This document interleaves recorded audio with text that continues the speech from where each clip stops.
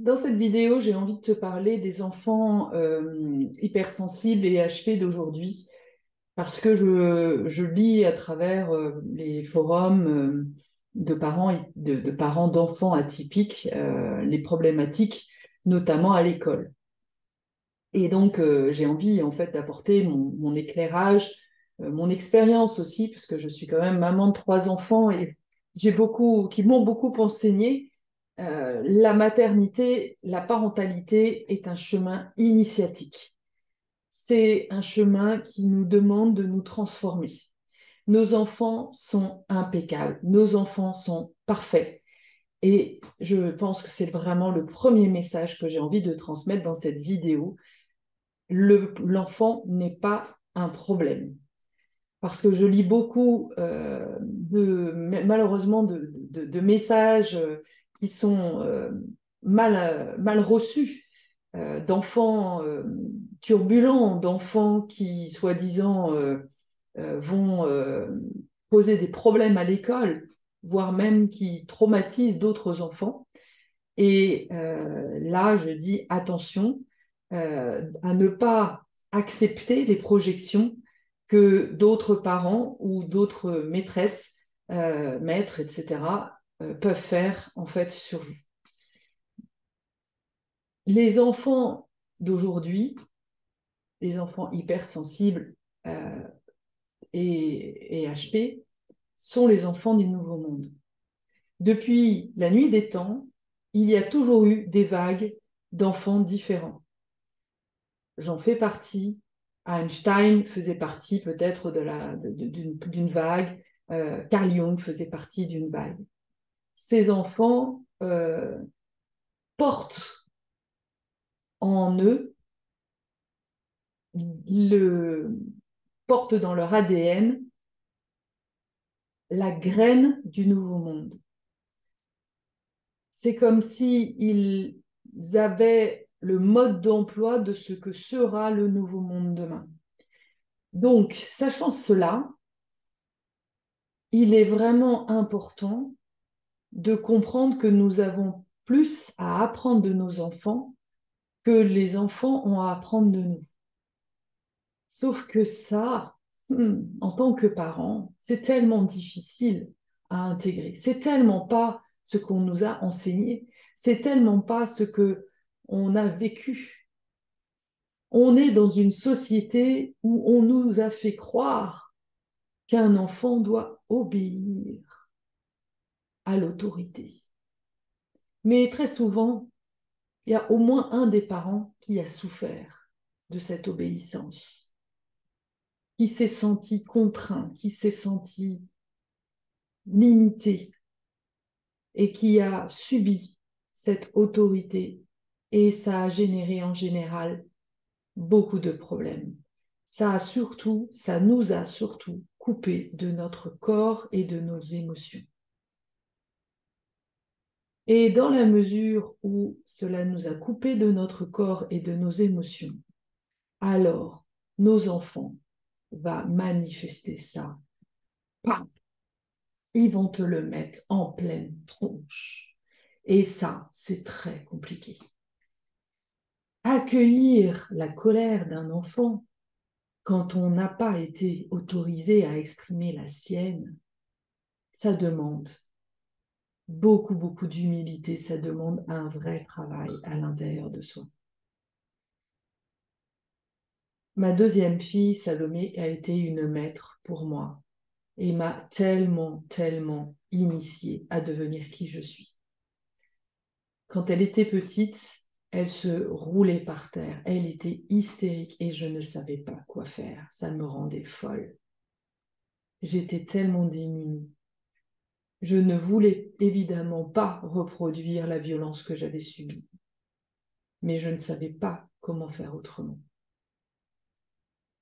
Et peu à peu, j'ai compris que j'avais besoin d'aide. Peu à peu, j'ai commencé. C'est comme si j'avais compris en fait que le problème n'était pas elle, qu'elle me renvoyait quelque chose que je ne supportais pas chez moi, qu'elle me renvoyait justement une part de moi qui n'avait pas pu s'exprimer dans mon enfance. Et à partir du moment où j'ai vu qu'elle n'était qu'un miroir de moi, mais vraiment un miroir, c'est les enfants sont des chamanes. Et la chamane, elle va exprimer, elle est comme un tambour, elle exprime en fait ce qui est là.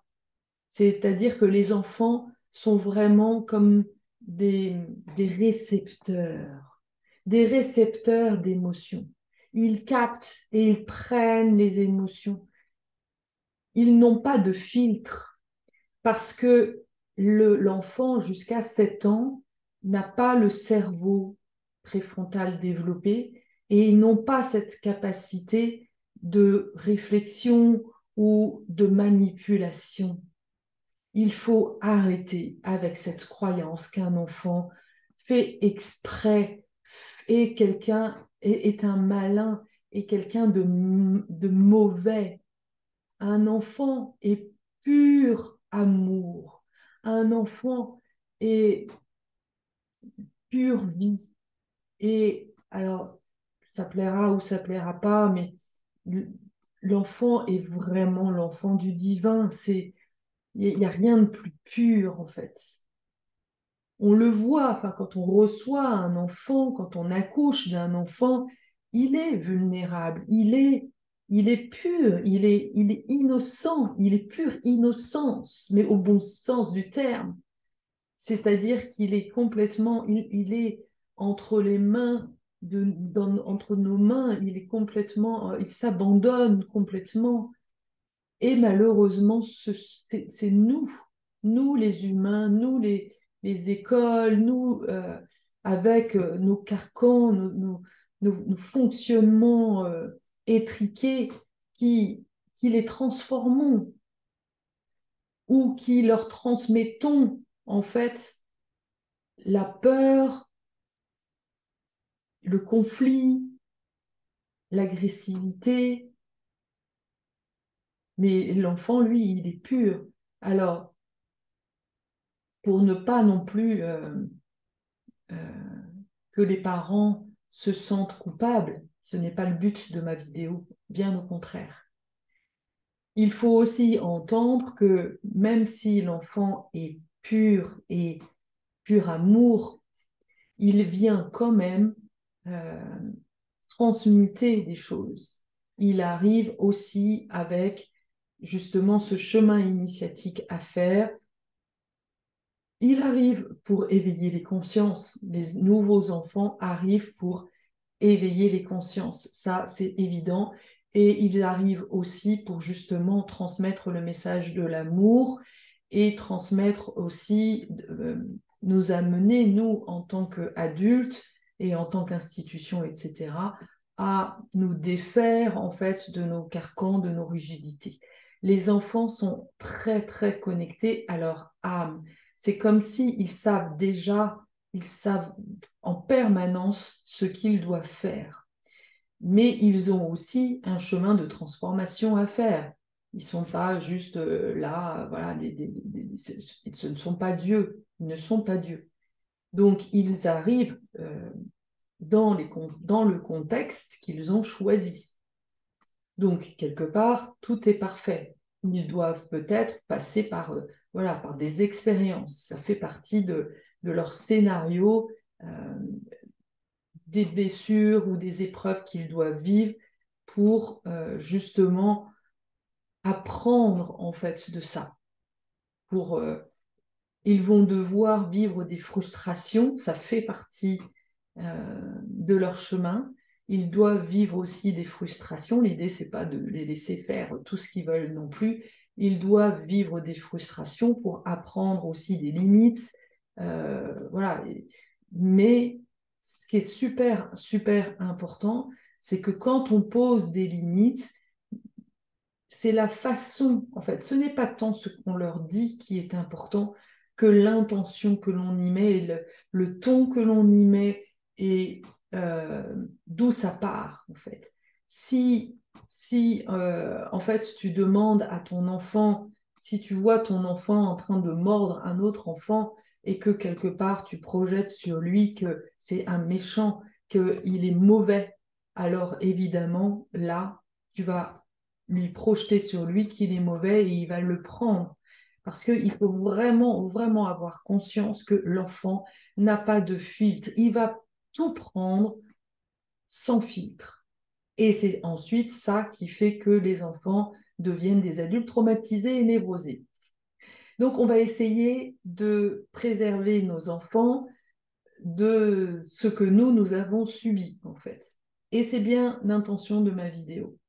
C'est d'emmener les parents à travailler sur eux, à prendre conscience, en fait, qu'est-ce qu'ils projettent sur leurs enfants, plutôt, et de prendre en charge, en fait, ce travail-là, plutôt que ce soit l'enfant qui le fasse. Donc, l'enfant a en effet à vivre des frustrations, mais il n'a pas à vivre la violence, il n'a pas à vivre le non-amour de ses parents.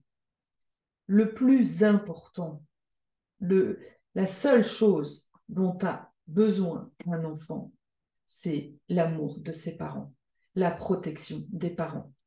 Et ça, c'est vraiment mon message clé.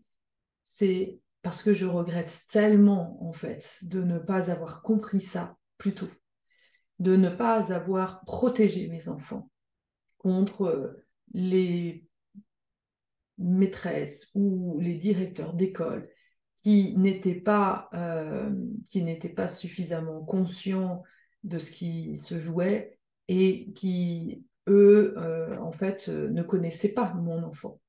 Mais en tant que parent, on ne peut pas dire de son enfant que son enfant est un enfant agressif ou un enfant qui cause qui harcèle un autre enfant. Mais tu peux pas dire ça, c'est pas possible. Si tu es une mère, si tu es le père de cet enfant, il faut bien comprendre que cet enfant est le fruit de ton amour, de votre amour. Il ne peut pas porter cette violence. Elle n'est pas intrinsèque à lui. Si l'enfant mord, euh, oui, l'enfant est instinctif. Donc l'enfant, peut-être que c'est sa seule défense, en fait. Peut-être que l'autre, euh, lui, a mal parlé, ou peut-être que simplement l'enfant exprime une agressivité qui est là, qui est présente, qui est dans l'invisible. Alors on ne voit pas l'invisible parce qu'on ne voit pas l'invisible et parce qu'on ne voit que l'enfant qui mord. Du coup, euh, on va sanctionner l'enfant, mais l'enfant n'est pas la cause. L'origine, en fait, l'enfant n'est pas l'origine du problème. L'origine est tout le contexte environnant. C'est qu'est-ce qui a amené l'enfant à mordre. Et c'est ça, en fait, ce qu'il faut comprendre. Depuis le temps que j'accompagne, que ce soit des enfants, des adolescents ou des adultes hypersensibles, je vois à quel point oui, parfois un hypersensible a fait peur, a fait preuve en fait d'agressivité parce que il a peur. C'est ça, c'est sa façon à lui de se protéger. Si un enfant attaque, c'est qu'il a peur. Alors dans notre société, on va protéger la victime et on va sanctionner le bourreau. Et déjà là, on est en train de mettre l'accent et d'amplifier la division, la dualité. Il y a un bon et un méchant. Non. Et je pense vraiment que les écoles auraient à enseigner, à partager et à utiliser la communication non violente afin de résoudre, de permettre aux enfants d'abord de nommer ce qui s'est passé, de nommer les émotions afin de permettre de nouveau la réconciliation. Il y a eu malentendu, évidemment. Et donc c'est parce qu'on n'arrive pas à s'entendre ou parce que voilà, on a reçu, on a souffert en fait dans notre chair qu'on va manifester quelque chose. Et peut-être que l'agressivité qu'a montré l'enfant vient certainement de quelque part. Il a certainement entendu, vu cette agressivité quelque part. Donc je pense que c'est vraiment important que les parents reprenions la responsabilité du fonctionnement de nos enfants. Ma fille en CE1 a eu d'énormes problèmes de lecture, alors que c'était une enfant brillante. Il n'y avait pas de raison il n'y avait pas de raison en fait qu'elle n'apprenne pas à lire, qu'elle ne sache pas à lire. Et pourtant, elle était bloquée dans sa lecture. Et j'ai eu la chance elle a eu la chance d'avoir une maîtresse qui était vraiment à l'écoute et qui m'a invitée à aller voir la psychologue de l'enfant, de l'école. Et quand on a vu, en fait, et qui a été d'ailleurs le déclencheur de tout un processus de mon chemin initiatique et thérapeutique. Parce que quand la psychologue de l'école lui a demandé ce qui s'était passé, et c'est là où c'est magique, parce que quand on offre à l'enfant un cadre bienveillant, un cadre sécurisant pour s'exprimer, l'enfant dit ce qui se passe. Elle sait, en fait. Donc mon enfant, ma fille, à ce moment-là, a exprimé que la maîtresse hurlait. Hurler, c'est violent quand même, hein. Donc, là encore, on n'a pas stigmatisé la maîtresse parce qu'elle hurle. C'était... Bon, ça, c'est sûr que je pense que c'était important qu'elle l'entende, mais ce qui était important, c'est pas tant ce que la maîtresse a fait, c'est la manière dont ce que ça a généré chez ma fille, parce que pour les autres élèves, la maîtresse ne hurlait pas, c'était pas un problème. Alors pourquoi en fait c'était un tel problème, ça paralysait tant ma fille? Eh bien c'est parce que ça venait euh, comme un écho, ça venait lui rappeler en fait euh, ce qu'elle avait vécu, ce dont elle avait souffert en fait pendant le divorce, des déchirements, des cris, beaucoup de violence entre son père et moi. Et donc ça avait été un traumatisme. Et donc le fait, le niveau sonore en fait de la maîtresse venait comme réappuyer en fait sur la blessure de l'enfant. Donc, et du coup, elle manifestait cette violence par un blocage en fait d'apprentissage. C'est comme voilà, ça ne lui donnait plus accès à son cerveau en fait. C'est le corps qui réagissait. Donc, c'est vraiment important d'écouter nos enfants, de leur donner un espace de comprendre, de compréhension. Et c'est vraiment le message que j'avais envie de partager ici. Parce que nos enfants ont besoin, mais vraiment plus que jamais, d'être soutenus, d'être aimés de manière inconditionnelle. Inconditionnelle, j'insiste là-dessus. Aimer nos enfants de manière inconditionnelle. De les voir vraiment comme le plus beau des trésors. Ça vient de toi, c'est la chair de ta chair. Comment ne peux-tu pas l'aimer tel qu'il est? Il n'y a rien à transformer, il n'y a rien à changer, il y a juste à laisser éclore. Il y a juste à accompagner, il y a juste à comprendre. Mais ce juste, eh bien, demande en fait aux parents de se dépouiller des croyances, des fonctionnements, des programmations dont nous sommes porteurs. Et les enfants, les nouveaux enfants d'aujourd'hui sont justement là pour nous aider sur ce chemin-là. Ce sont nos maîtres. Je dis toujours, nos enfants sont nos maîtres, mais c'est tellement vrai. Donc, ne nous méprenons pas, pardon, ne nous méprisons pas non plus. C'est vrai. Parce qu'on a vite fait de dire que nous sommes des mauvais parents, etc., etc. Bien sûr, qu'il y a des blessures aussi très fortes. Combien de fois je me suis dit, waouh, mais je ne suis pas une bonne mère, comment je dois faire pour être une bonne mère? Je ne savais même pas, en fait, comment faire. Qu'est-ce que c'est qu'une mère? Je me souviens très bien avoir posé cette question à un moment donné à ma coach, de dire, mais c'est quoi une maman? C'est quoi une femme? C'est quoi? J'étais perdue. J'étais tellement perdue. Je n'avais aucun repère puisque ma mère avait été une mère qui n'était pas aimante. Je ne voulais surtout pas reproduire. J'avais tellement peur de reproduire que je passais mon temps en fait à m'auto-juger, à m'auto-flageller, à chercher à être parfaite. Et plus je cherchais à être parfaite, moins j'étais moi-même. Et du coup, moins j'étais ce que je devais être. Les enfants, nos enfants, nous demandent en fait de revenir aussi à l'essence de qui nous sommes. Ils savent tellement, ils voient tellement les désharmonies. C'est vraiment, enfin, pour moi, le chaman, j'aimerais faire une petite aparté parce que comme j'explique que nos enfants sont des chamans, peut-être que ça peut être mal interprété parce que le chaman a des connotations dans notre société, malheureusement. Mais il faut vraiment voir que le chaman est un grand sage.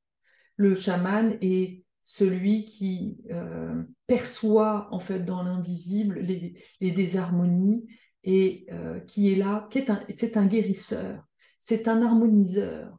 Et le chaman vraiment identifie ce qui est disharmonieux. Il va sentir, c'est un peu comme, oui, comme un diapason en fait. On ressent, enfin, le chaman est là pour percevoir, tiens, qu'est-ce qui ne va pas là et régler en fait, aider chacun ou soit à se réharmoniser, à, à être sur la bonne fréquence. Être sur la bonne fréquence pour soi-même et avoir des relations qui sont sur la bonne fréquence. La bonne fréquence de ce que est la bonne fréquence par rapport à la fréquence de ce que la vie elle-même nous demande.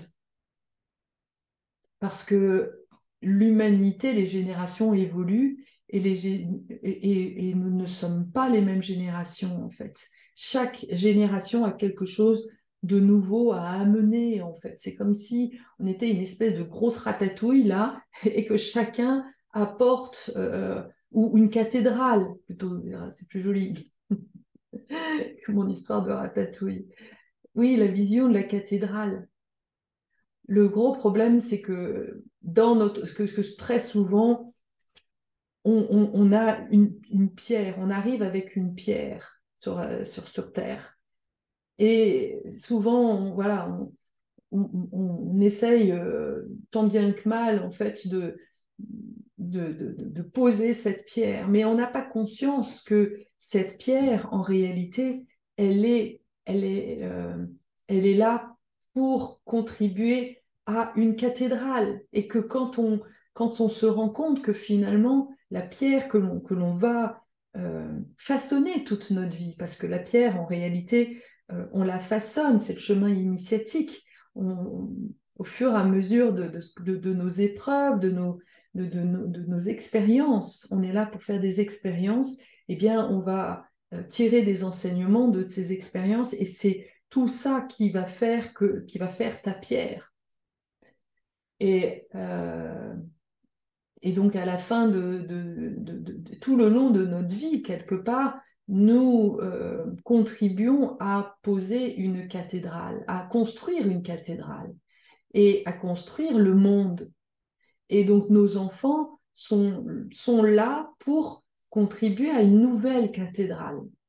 C'est, en fait, la cathédrale, elle évolue à chaque fois. C'est comme si elle se modernisait, voilà, elle se façonnait au fur et à mesure du temps.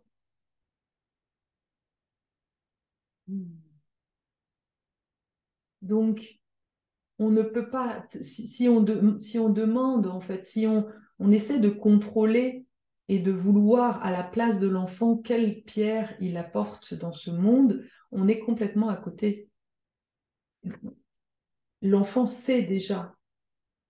quelle pierre il apporte au monde. Et il faut le laisser simplement apporter. Il faut être vraiment vigilant pour... on est là pour accompagner l'enfant, soutenir l'enfant dans ses choix parce que il est connecté à son âme.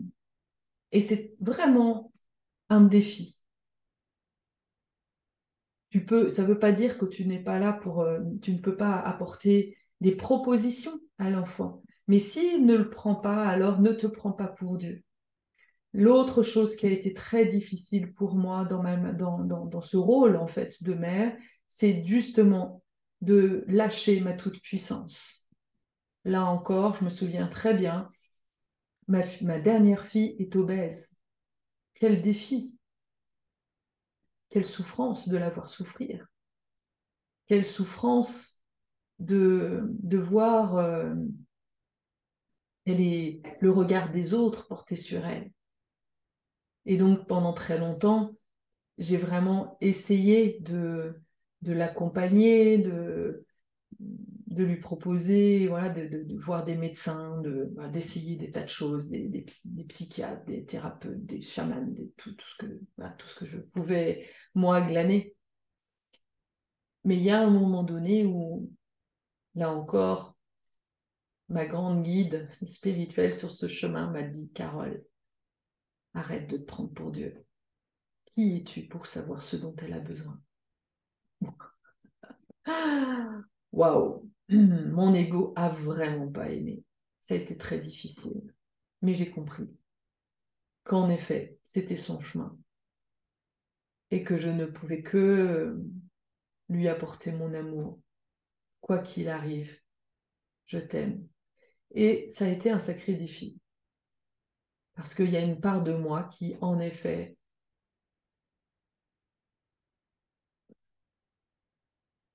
je me souviens, j'ai dansé ça. Le jour où j'ai conscientisé qu'il y avait une part de moi qui était dans le dégoût, qui presque avait honte, en fait, d'être avec ma fille. Waouh, qui a été difficile.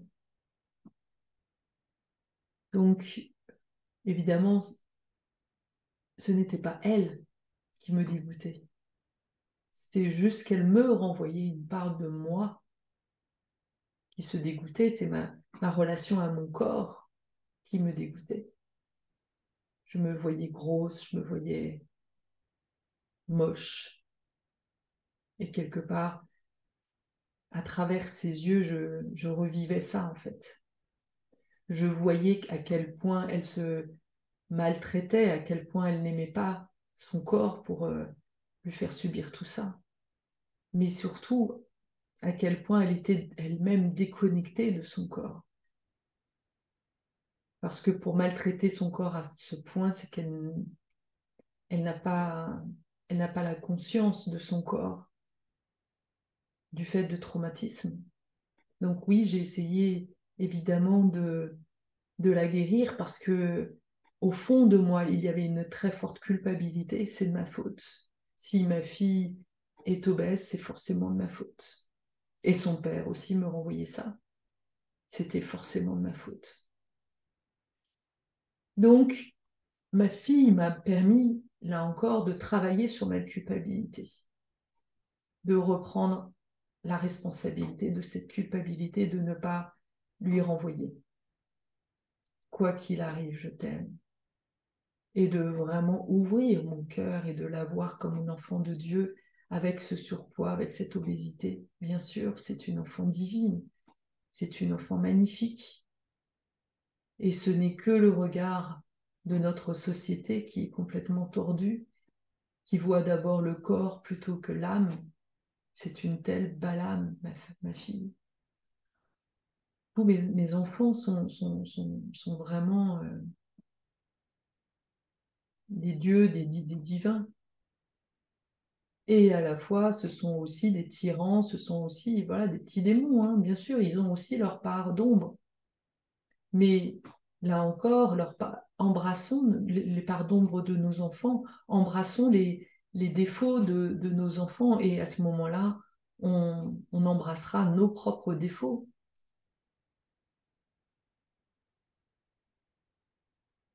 qu'il faut comprendre aussi, c'est que nos enfants et nous-mêmes contribuons à la libération de blessures transgénérationnelles. Et que du coup, chacun là aussi voilà, apporte sa pierre à l'édifice. Nous sommes là pour apporter la paix sur la terre. Nous sommes tous, tous, tous, autant que nous sommes tous là pour apporter la paix sur cette terre, la paix et l'amour sur cette terre. Ouais, je sais, il y a du boulot. Mais voilà, chacun dans son rôle. Chacun, et pour apporter la paix, il faut qu'il y en a qui fassent la guerre, pour qu'on souffre de la guerre et de se dire non, moi je ne veux pas faire ça. Mais l'important, c'est de prendre conscience à quoi je veux contribuer. Est-ce que je veux contribuer en tant que parent à continuer à projeter sur mon enfant le mal, ou est-ce que je veux contribuer à, à transmettre l'amour quoi qu'il arrive? Est-ce que je veux continuer à laisser la parole à mon juge intérieur, à mon ego, à mon mental, à mon drama, qui fait juste la manifestation d'un enfant, une montagne? Ça aussi, je t'invite à te poser la question, qu'est-ce que ça vient alimenter? Qu'est-ce que ça vient apporter comme piment dans ta vie, le fait que ton enfant euh, fasse ceci ou fasse cela, ne fasse pas ceci ou ne fasse pas cela? Si ton enfant était parfait, qu'est-ce que, qu'est-ce que ça, qu'est-ce que ça ne te permettrait pas en fait de venir, euh, comment dire, entretenir comme blessure à l'intérieur de toi? Si tu as cette culpabilité comme blessure principale, qui est très fréquente chez les hypersensibles, alors du coup, si ton enfant était parfait, tu ne pourrais pas te dire que bah, tu, tu, tu, tu manifesterais que tu es parfaite. Tu verrais en fait à travers ton enfant que tu es une mère extraordinaire. Donc tu vois que en projetant en fait sur l'enfant et en voyant, en faisant une montagne en fait de juste, bah oui, ok, il a mordu, ok, c'est pas, c'est pas grave. On va pas en faire une montagne. Et quand on n'en fait pas une montagne, alors du coup, on est dans le flot. Quoi qu'il arrive, je suis dans l'amour. Donc, quoi qu'il arrive, je n'en fais pas une affaire personnelle. C'est OK. Et du coup, ça passe. Et du coup, bah, voilà, l'autre enfant, les enfants, il faut bien comprendre que ils mettent 3 secondes hein, à se remettre de quelque chose, que ce soit. C'est les parents qui font un drame de ce truc-là. Peut-être que, OK, il y a 2 enfants qui se prennent le chou, il y a le deuxième, le premier mort, le deuxième pleure. Mais là aussi, euh, l'enfant qui pleure, et peut-être, il a peut-être besoin de celui qui mord pour pleurer, pour se manifester auprès d'un parent qui est indifférent. Donc, il y a tout ça qui se joue, en fait. Il faut bien comprendre que dans la vie, nous sommes interreliés. Donc, il y a des fois, il y a des jeux, et donc plus on va dire, bah oui, ok, il a mordu, c'est pas grave, on va pas en faire on va pas en faire une montagne. Du coup, bah, on permet aussi aux enfants de se rendre compte que ce qu'ils font n'est pas mis en avant, parce que les enfants ont besoin de se sentir importants, là. Que ce soit celui qui mord, celui qui pleure, peut-être que c'est simplement pour attirer l'attention. Les enfants sont vraiment très doués pour attirer l'attention, même de manière négative, plutôt que de vivre l'indifférence. Ça aussi, c'est vraiment hyper important à prendre conscience. Donc, il y a vraiment plein de choses, en fait. Les enfants sont des maîtres, vraiment. Et ça, c'est vraiment important de l'entendre. Un enfant n'est jamais un problème. Enlève-toi ça de la tête et travaille sur la projection que tu vis, en fait. Qu'est-ce que ça te fait croire de toi? Et une fois qu'on défait ça, tout d'un coup, notre enfant, on le voit complètement différemment. Moi, tout le travail que j'ai pu faire avec mes enfants m'a vraiment permis de, d'accepter des parts de moi que j'avais oubliées. Ma part rebelle, ma part, oui, instinctive.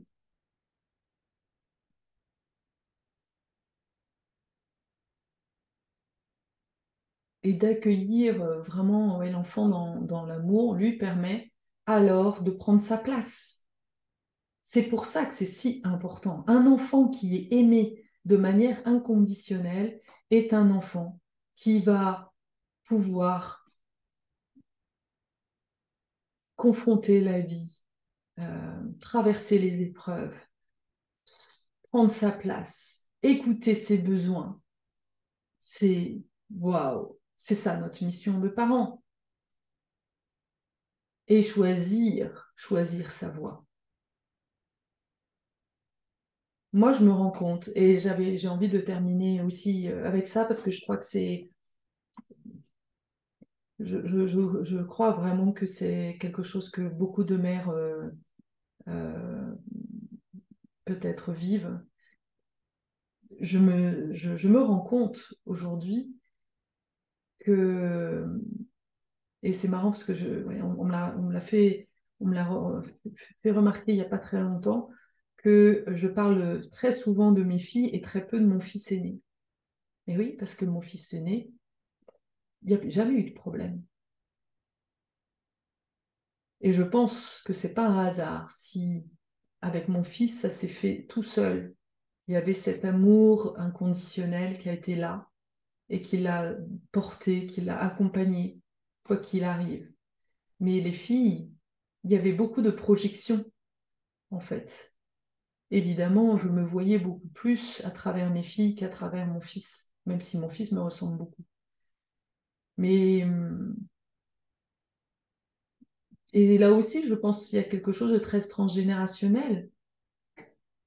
Il y a le lien de la mère aux filles.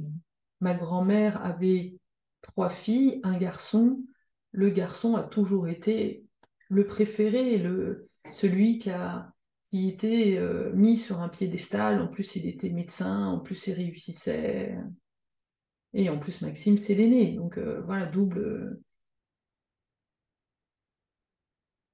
Et pourtant, et pourtant, je pense que vraiment, euh, quelque part, ce sont mes filles que j'honore le plus parce que ce sont vraiment elles qui m'ont vraiment le plus bousculé, le plus fait travailler.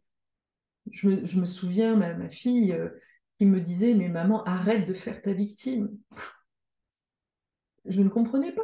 Je ne voyais pas. D'ailleurs, je ne voulais surtout pas voir que j'étais une victime, que je jouais la victime. Donc, voilà, il y avait beaucoup de conflits. Je n'acceptais pas qu'elle me dise ça. Et à la fois, aujourd'hui, je sais très bien qu'elle avait tellement raison. Elle voyait clair en moi. Nos enfants voient tellement clair en nous.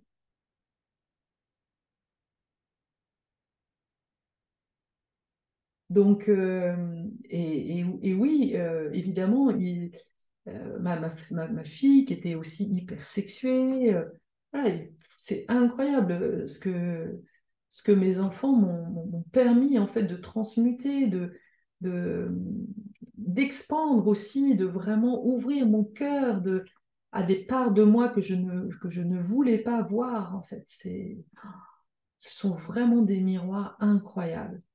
Donc, je t'invite vraiment à, à changer de regard sur tes enfants afin de pouvoir changer de regard sur toi et de pouvoir t'aimer inconditionnellement.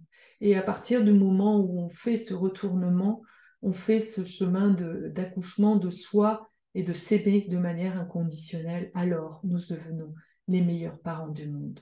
Voilà ce que c'est que d'être des bons parents. C'est des parents qui s'aiment, des parents qui savent aussi se choisir, des parents qui ne sont pas ni dans le sacrifice, ni dans le déni, ni dans l'échappée, parce que voilà, on a vite fait d'aller s'échapper dans le travail, de ne pas être là pour eux, etc. Nos enfants ont besoin de nous, ont besoin de sentir qu'on les soutient, qu'on les aime, de se sentir accueillis, de se sentir oui, désirés et juste accompagnés. Voilà, je suis convaincue que cette vidéo te mettra, t'ouvrira en fait des nouveaux espaces, consciemment ou inconsciemment. N'hésite pas à partager cette vidéo sur des espaces si tu ensemble, voilà, si tu en ressens l'élan. N'hésite pas non plus à t'abonner à ma chaîne, à mettre des petits pouces si ça a vibré à l'intérieur de toi. Et je te dis à bientôt.